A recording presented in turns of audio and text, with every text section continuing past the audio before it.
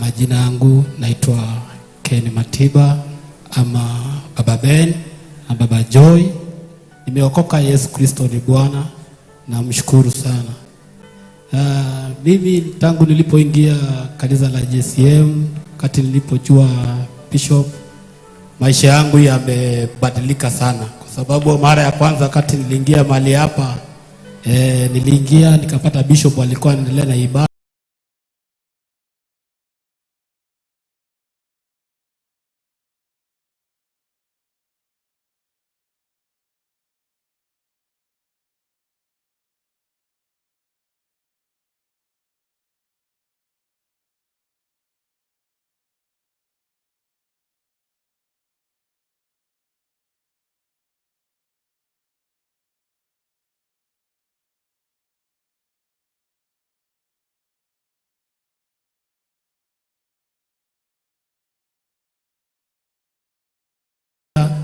Hata sioni ukitafuta nguo za watoto, sioni ukienda kulipa. Hata sioni ukitafuta nguo za watoto, sioni ukienda kulipa kati ya nini ajifungua atasaidia namna gani.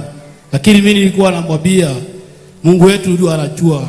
Sisi tuendelee kuomba Mungu. Hiyo siku ikifika utapata manguo, hiyo siku ikifika utaenda hospitali. Ananiangalia anaona kama mtu kichwa yake ni kama haifanyi kazi. Hana kazi, nyumba ndio hii inahitaji pesa. Tuko na deni ya nyumba. Alafu anashangaa huyu mtu anasema tu hiyo siku ikifika tutaenda hospitali. Hiyo siku ikifika watoto watapata manguo. So maombi yetu tulikuwa tunaomba Mungu kila siku. Tulikuwa tuna fast, hata maombi ambaye Bishop alisema tu ya 21 days kufunga. Ilikuwa mmoja wao kufunga kuomba Mungu ili aweze kutuonekania. Na ukweli Mungu alituonekania, kwa sababu wakati nilifika mahali hapa hata Bishop akiniuliza, Ken wacha kulia. Nilikuwa nalia kwa sababu ya ile shida ambaye nimekuwa, na Mungu amenitoa katika hiyo shida. Nikasema, "Guy, Mungu umenenea leo Bishop Ben. Kwa mara ya kwanza mimi ni mgeni mahali hapa, sijamaliza hata mwaka." Unajua ingekuwa kwa macho ya binadamu, kweli sijui ningesema aje, kwa sababu ingekuwa mara yangu ya kwanza kuingia mahali hapa, na kwa macho ya binadamu wangesema, huyu bado angali hajaendelea kukaa kwanza Bishop ndio uweze kumuona. Lakini kwa sababu ya Mungu, kwa macho ya Mungu, kwa huruma ya Mungu, akapitia kwa mtumishi wa Mungu Bishop, akanionekania. Kusema ukweli, Bishop, mahali umenitoa, mimi nasema tu ni asante, kwa sababu mahali umenitoa sijui kama lingelikuwa ni mimi, sijui kama ningeweza, lakini maisha yangu yalipatilika kupitia Bishop, Daktari Philip, kina Jeff Boni, mlinisaidia. Sasa hizi ninaishi 1 bedroom jamani. Mungu wa amani awabariki. Nilipia nyumba mwaka mzima. Ni baraka. Mungu wa amani waje akaweze kuwabariki. Thank you. Sitasahau kusema alipotoka hospitali Jeff na Boni walishikana na wakamlipia nyumba 1 year mahali penye anaishi sasa, wakamtoa kwenye alikuwa anaishi. Na naambiwa bado hata sasa amepata kazi. All this is out of compassion. Nikimalizia mtaona what compassion has done. Compassion has healed. Compassion has given us hope. And I know that God is taking far. Now, we have Lucy. Sika mnaona Lucy ama mwezi mkumbuka. She looks different. Mnakumbuka Lucy? Ukweli? Lucy came to this church sometimes at the beginning of this year, and Lucy walijuana na Bishop through his page ya Facebook. She's the lady mwenye tulichangia one day hapa, na alikuwa anaenda hospitali fulani that time. Let me say that when she came, wakaonana na ndongo akamsaidia, wakaona na Bishop and all that, na tukamchangia na akakuwa akienda hospitali. We realized that mahali penye anaenda hospitali she's not getting help. Tukiendelea another 1 month mkono yake ikaanza kufura. And that's when she called me and she told me the whole story, and I called Dr. Philip. We sat down na ndio tukafanya ile medical camp yenye tulikuwa nayo ya mwisho. Tukiwa pale tukifanya medical camp, Aga Khan wa here. Bishop wakiwa na Lucy called me and told me, talk to Aga Khan, muone vile wanaweza tusaidia. And I can tell you, Lucy will tell you, the story is different.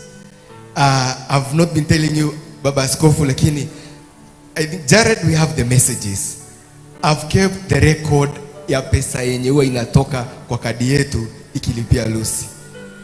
Lucy has not been using the money yenye tulimpea. Yes, those are the messages utaziona kwa screen zikilipo Aga Khan. I follow up. Na kila wakati akienda huko huwa ananiambia. Ukiangalia the amount of money that has been paid from our card, ile pesa tulimpea, she only pays for consultation. But the rest, our card, through the partnership with Aga Khan, pays. Lucy, it's your chance. Kanisa, Bwana asifiwe. Kwa majina naitwa Lucy Karume. I remember I was here few months ago when I met Bishop Benson through a Facebook post. That day when I found his post on Facebook, I was really devastated and I was giving up on everything. And being young and being a mom of 2 children, all I really hoped for was seeing my kids growing up. And I was diagnosed when I was just 28 years old with breast cancer stage 3. And I was pregnant with my second born. That time I really questioned God. Because like in the whole world, I was really asking him, in the whole world, he just looked and decided that I'm going to pick up Lucy. You are the one who is going to fight this. But again, something told me that God will never give you a challenge that you will never overcome. And when I was diagnosed, I started my chemotherapy back then after mastectomy, and I gave birth to my beautiful daughter Ariana, and she gave me the hope to fight on. I was not going to let cancer win. I was not going to let anything. Like sikuwa nataka anything that would let me give up, because I wanted to see my daughters growing up. I wanted to attend their first graduations. I wanted to attend every school meeting, which maybe I was never having someone to do that for me. I wanted to attend their wedding, and then something was telling me that you are not going to win this. But my spirit was high. And on that day, like a time came when my insurance wouldn't cover for my medication, and it was really expensive. It was like 270K per month. There was no way I was going to get at that. I couldn't raise that per month. And one thing about life is that watu wanaweza kosa kuchoka na wewe when the thing starts, but as time goes by, otuikaga kigio hari andu. Todo na monaga thimo yaku makamenya, huyu anaenda tu kutuitisha pesa. And it came to a point where I was not talking to anyone. All I would do is keep up my smile and tell everyone that I'm okay. Until that day when I commented on our bishop's post, and favor was on me that day because through him, he sent Domo, and I came to the office and we talked. Nikitoka home hiyo siku nilisema, I'm carrying all my documents. I'm going to give them all my documents, and I'm not going to get out of that office kama hawajaniambia I'm going to get my medication. Because if I went back home, what I was going to do, like I was really giving up. But through our bishop, nakumbuka hiyo siku alikuja tu akakaa pale. He's a very humble man. He waited for me to narrate my story, and after that he said that we are going to walk this journey together. And since then I have been getting my medication, because where I was before, my medication, the medication I was getting was really not working for me, and I felt like someone was trying to like pray with my life. I called areas that day and told him, areas, this is not working. Like I'm using the money to get the medication, but answers my doctors were giving me back then, I really questioned them, and areas told me that we are going to work out this together. And through the health campaign and the health camps that is led by our mom, Reverend Joy, and areas, they connected me to Aga Khan Hospital. And since then, I have really seen changes, because the first day I came here, I know most of you can remember, like I was talking while holding my hand. My hand was really paining. I couldn't do anything, and I was really in pain. But since then, my life has really changed, because our bishop has been there for me. There is no day I have ever called areas to explain to him what is happening, and akakosa kunisikiliza. There are times that I call Dongo, he's always there for me, and through them, I have not just found people who are helping me, but I have found big brothers who are always there for their sister. May the good Lord continue blessing you, my bishop, the JCM fraternity, all the online members, and anyone who have ever been there for me financially, physically, or through prayers. Because this journey needs a lot of courage. And without people who are supporting you, without people who are there for you, it's not easy. All I can say is that may the good Lord continue blessing you all. May the good Lord continue blessing my family, because they have been there for me. And I have faith that I am going to see my children growing up. I am going to attend their graduations. I am going to attend their weddings, and I am going to be there with them in every step of their way. Dr. Philip, thank you so much. I called you even in the middle of the night explaining to you, and you have never ever let me down. You even connect me to the other staffs at the hospital, and they have been there for me. With that heart, I know that most people are going to be helped and are going to overcome. To those people who are fighting cancer, it doesn't matter whether it is on stage 0, stage 1, or 4. What matters is how you are going to overcome it. Keep on fighting. Usisikize watu watakuja wakuambie, oh, my aunt had this type of cancer and she died. You are not their auntie, and your journey is different from theirs. Keep on fighting. Keep on being positive. And I know that one day we shall stand here again to say how we have overcome it. And as I wind up, I had written something little here to shorten up my stories. And it reads, a heart that still beats because of compassion. My name is Lucy. A few years ago, I was diagnosed with breast cancer. A word that shakes the soul. A reality that changes lives.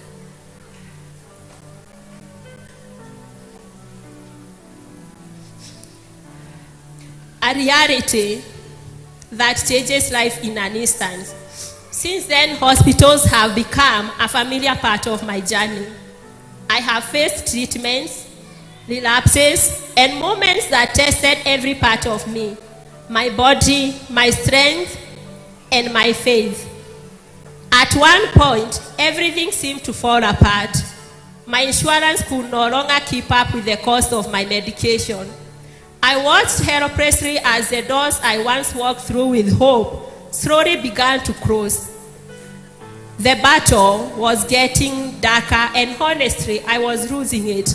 Not just physically, but emotionally and spiritually.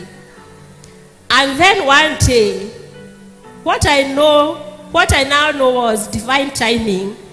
I came across a post on Facebook by Bishop Benson Kamau.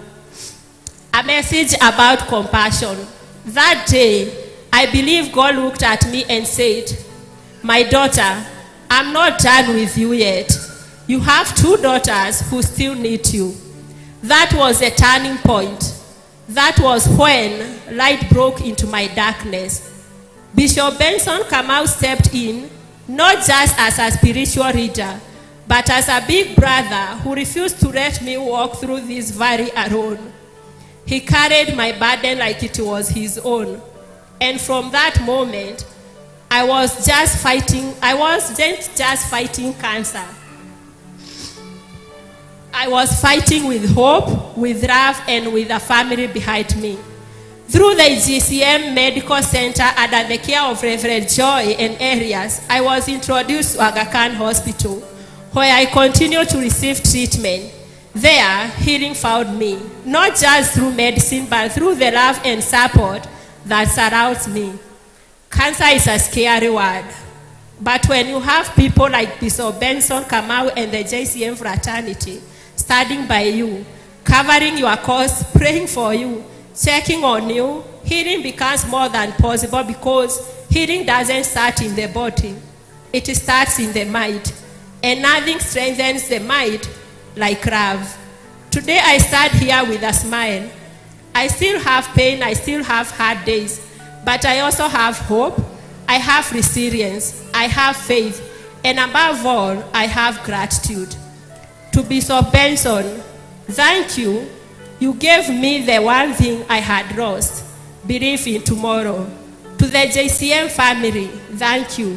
You remind me every day that I am not walking alone. To my brother, to Bishop's PA, thank you for making sure that the road store is open for me. To God, thank you for placing these angels in my life. I am still here, I am still fighting, and by grace, I am still winning. I'd end by saying, sometimes angels don't have wings. They have kind hearts, open hearts, and walk beside us in human forms. May God bless you all. Man, that was very strong from Lucy.